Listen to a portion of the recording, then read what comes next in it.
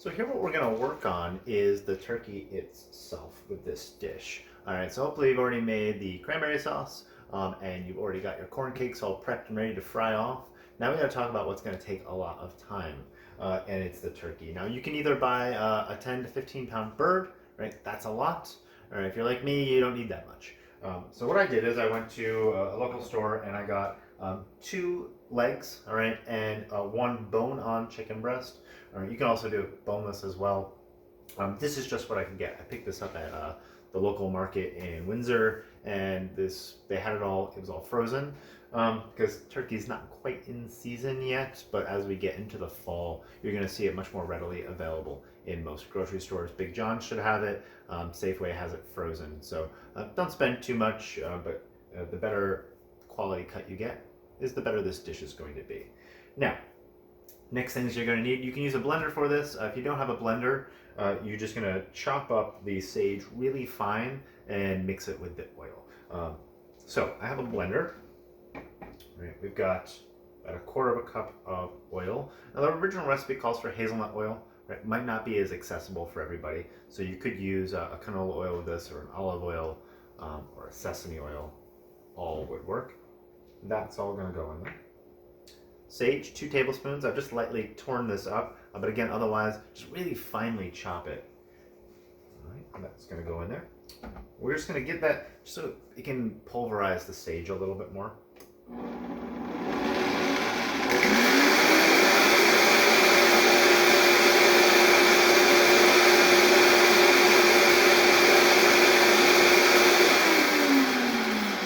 really just want to let it kind of break it up. It'll infuse all the natural oils in the sage.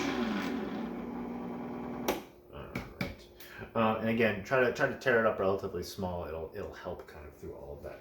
Next, what we want to do is to salt the bird. All right. So pretty aggressively. And what I've done is I've climatized the turkey here. So what you want to do is pull this out at least an hour. It should come up to almost room temp, right? And that is what is ideal. So get everything and flip it all over. And we're going to get the other side. You can see this still has bone on, which is what we want here. Right, that's going to help give us a lot more flavor. Flip over these legs.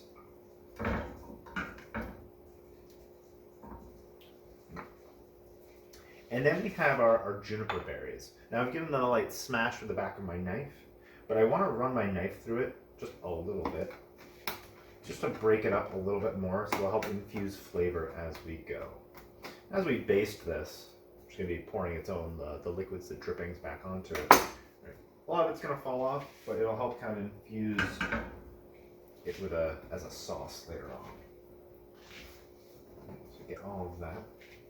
Be mindful of cross-contamination today. We'll take our lid off. And then we have all this sage oil.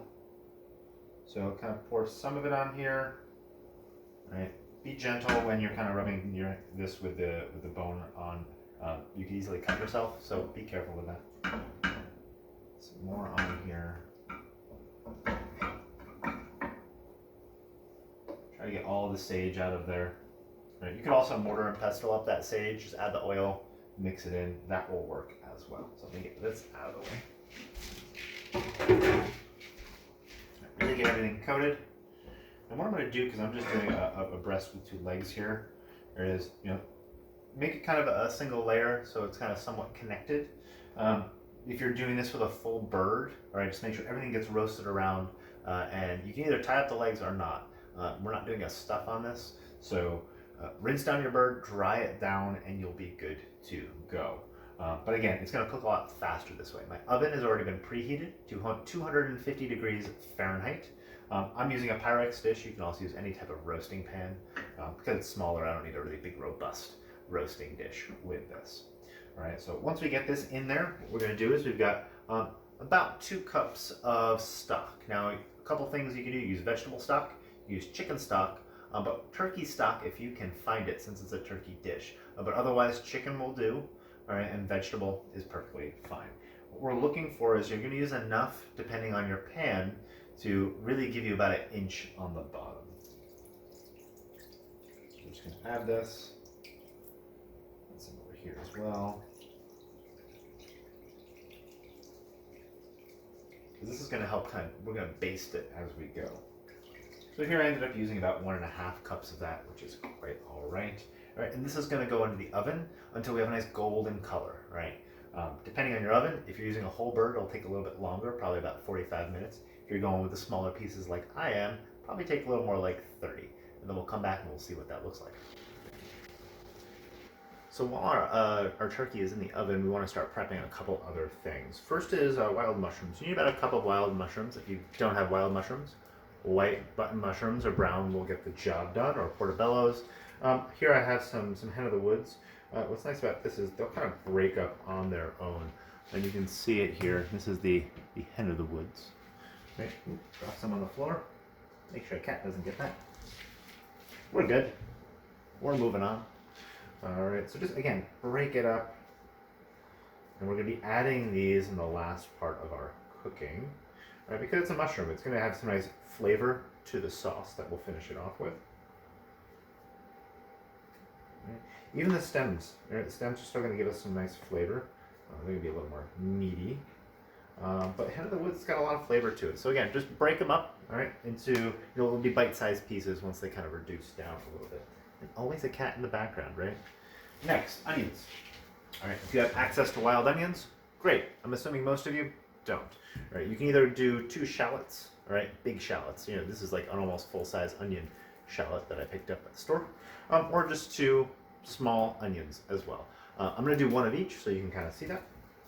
And we just want to quarter these, so take off the stem side, right, in half.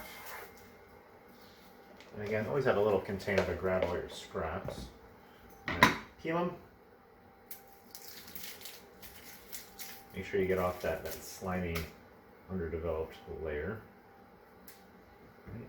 Make sure to take off that bit of root there.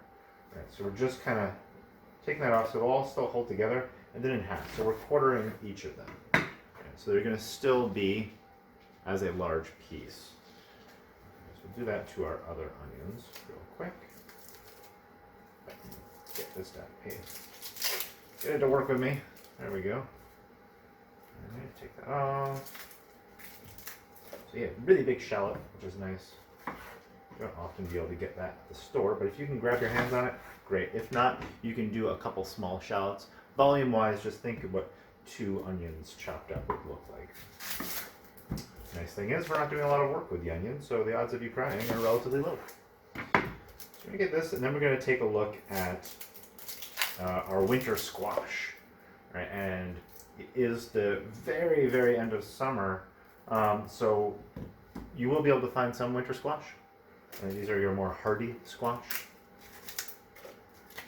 While you could use a summer squash, this is more of a fall kind of dish. So if you have access to it and you can get like an acorn squash or one that I have here, the better. All right, so that'll all go in a little bit. So how do you process this thing? All right, it's really big, right? So how are we gonna work with it? First things first, cut the whole thing in half. Right, you're not gonna be able to do it all at once, right? Knife down, cut through it. So your winter squash are gonna have a much thicker skin to them. Right, and it might take a couple shots to do it. All right. You can even use a butternut squash in something like this. Ooh, this one's pretty tough. Alright. Just kind of work your way around the whole thing. Butternut squash is going to be a lot easier to kind of dismantle. I'm just going to try to cut a smaller segment out of this.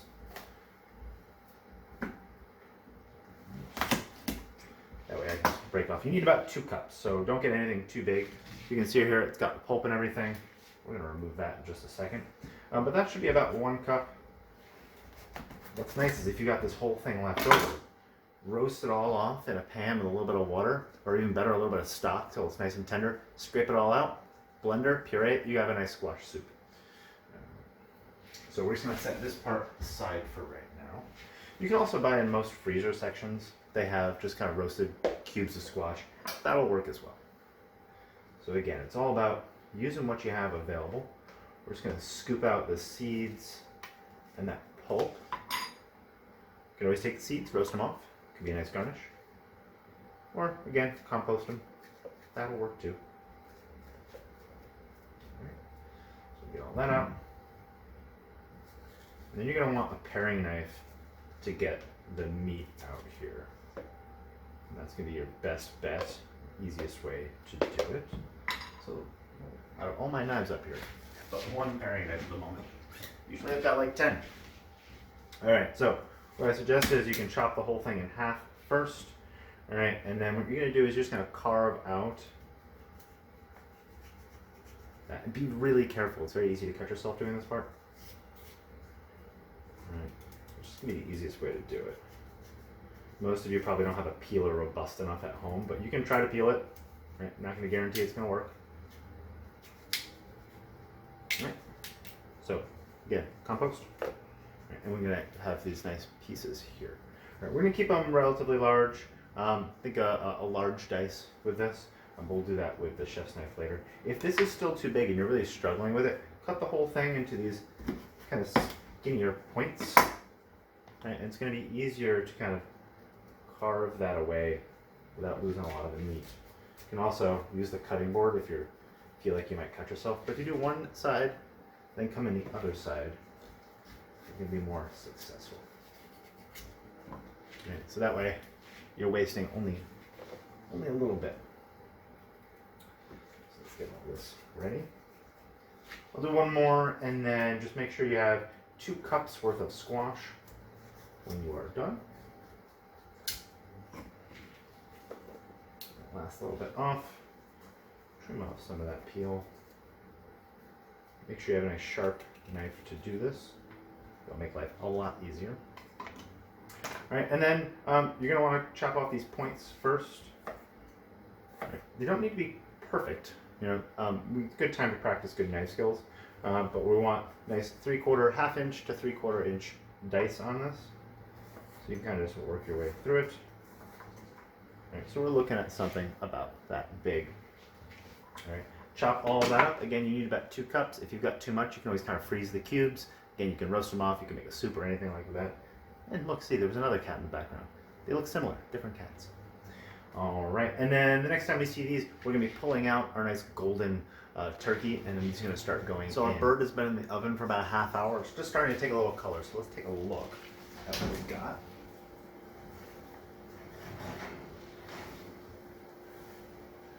Now it's starting to look like something.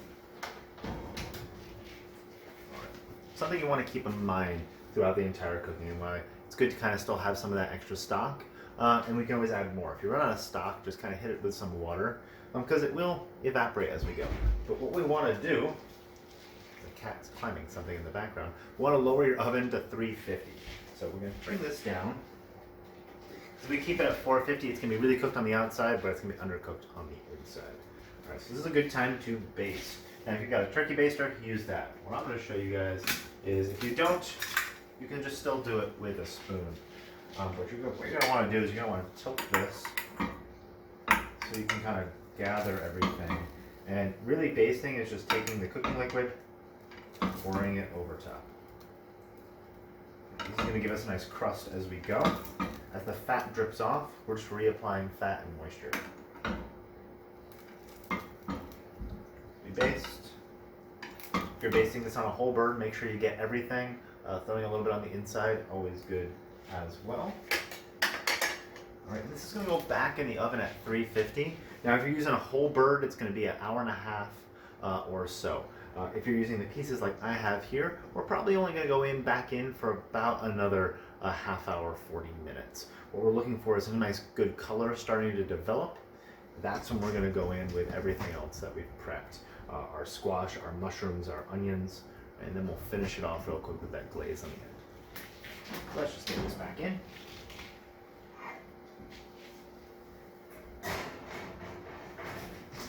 And we'll see that in a little bit. Since I'm cooking the smaller pieces, I've had my turkey in for another ½ hour. It'll probably need another ½ hour, 40 minutes past that. But let's take a look at what we've got. Always be careful as you pull this out. Starting to get some really nice color on there. The skin is getting nice and crispy.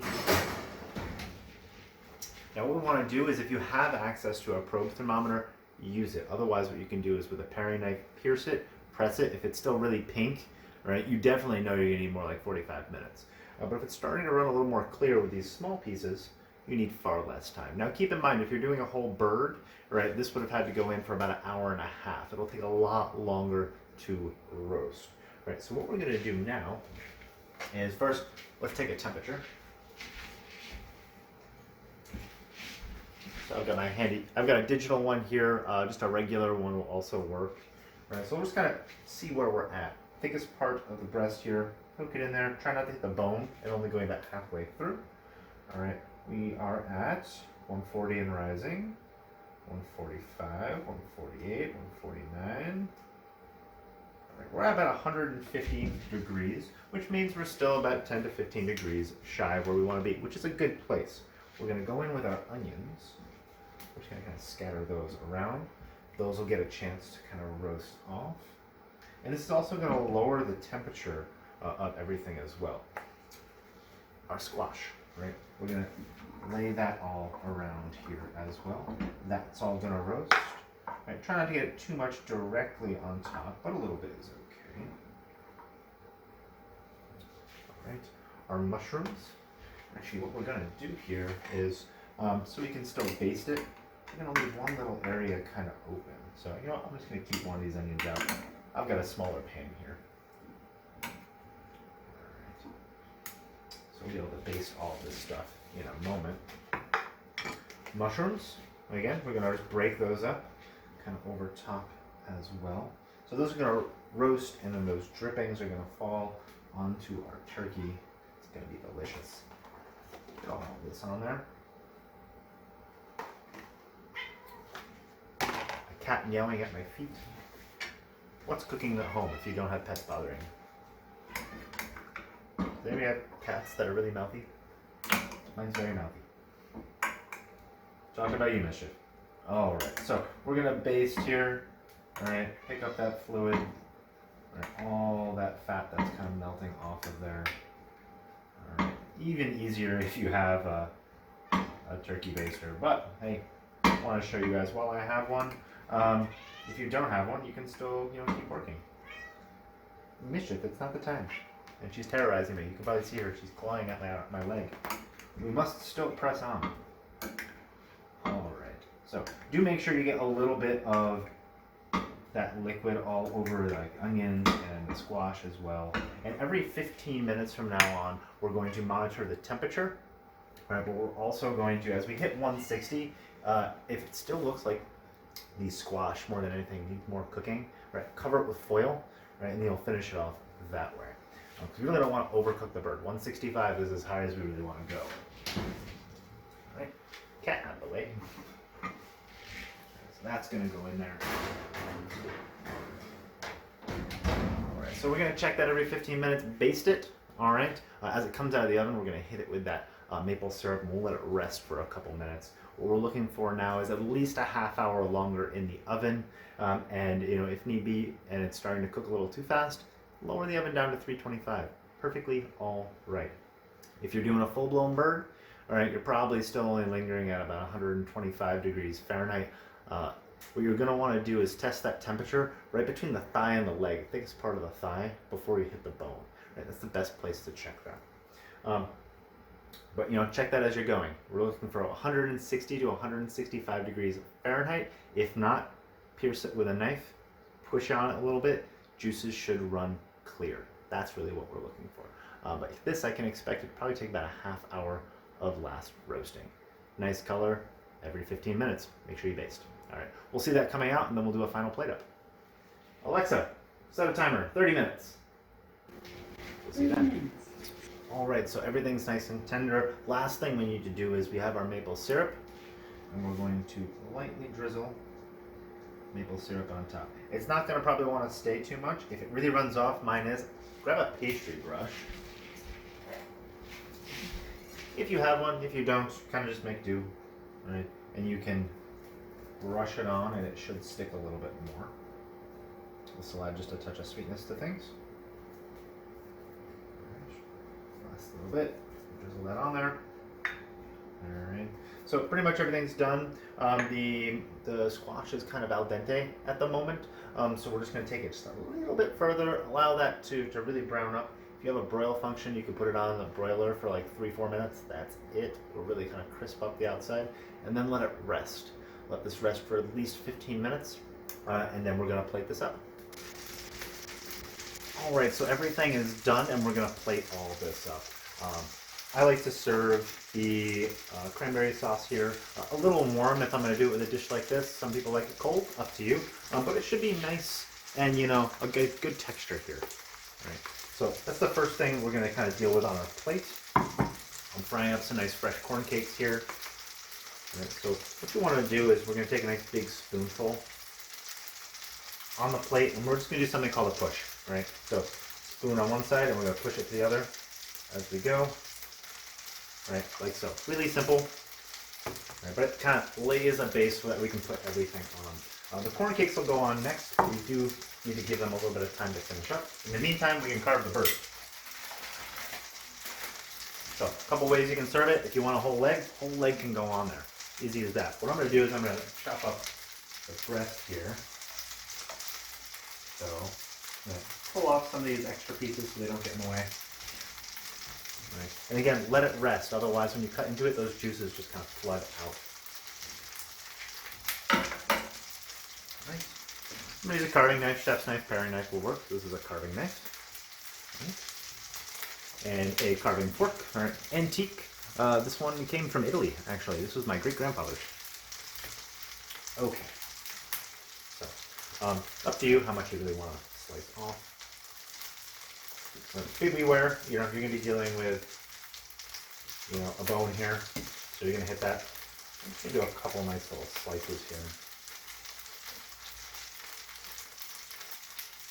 Some juices will run out, that's okay. One more. Good. Put that back in here for right now. We're going to flip our corn cakes. Now, if you've already made these, you can always warm them up in the microwave too.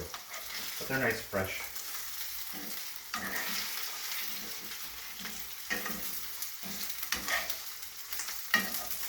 Lower that heat.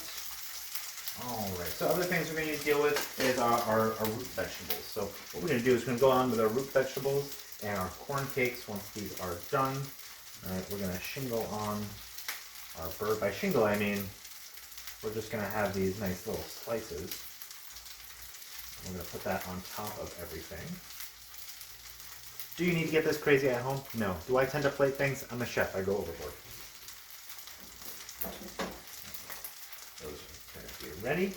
So what we're going to do is, for a single portion, I would just do 2 of our little corn cakes. All right. Those are going to go right on top of there. I like to just stack them up one on the other, so that way, you know, it's creating a little bit of height. All right, we're going to go root vegetables on top of that, so you'll need some type of spoon.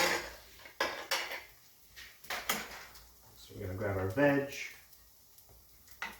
Right. So this whole meal is going to feed quite a few, or at least you'll have some leftovers. So we have some of our veg, that's going to go on there. All right. And just pile some of those on. Get some mushrooms. Right, really nice mushrooms in here. So this is a pretty well balanced meal, which is nice. We can always go on with some more mushrooms. The onions are really there for flavor. Right, and then what we can do is we can go on with turkey. We can go on top of all of that. Right, like so. Really nice. You can go on with a couple more mushrooms. I like to grab the little ones for this. Really, this is not, you don't have to go this crazy. You know, you guys are at home. So whatever way you kind of like to serve it, you like to serve everything kind of separate, that's cool too. A couple more mushrooms, kind of have to dig for everything. Right. So it's simple. Easy, good food. So really nice, easy plate. all right, of a nice, pretty much it's a traditional kind of turkey dinner, right? Turkey because chickens weren't here during pre-colonial times, right? Easy cranberries, and we even have access to those with the bogs up in Oregon and Washington State. Corn cakes under there for a nice grain portion. All right, we've got mushrooms on there, great health there, some protein. The roasted winter squash in there. We got vegetables, we got fruit. It's got everything on it. So hopefully you guys choose to make everything. If not, you made at least one of these recipes, and hopefully you all get to enjoy it. All right. See you guys next time.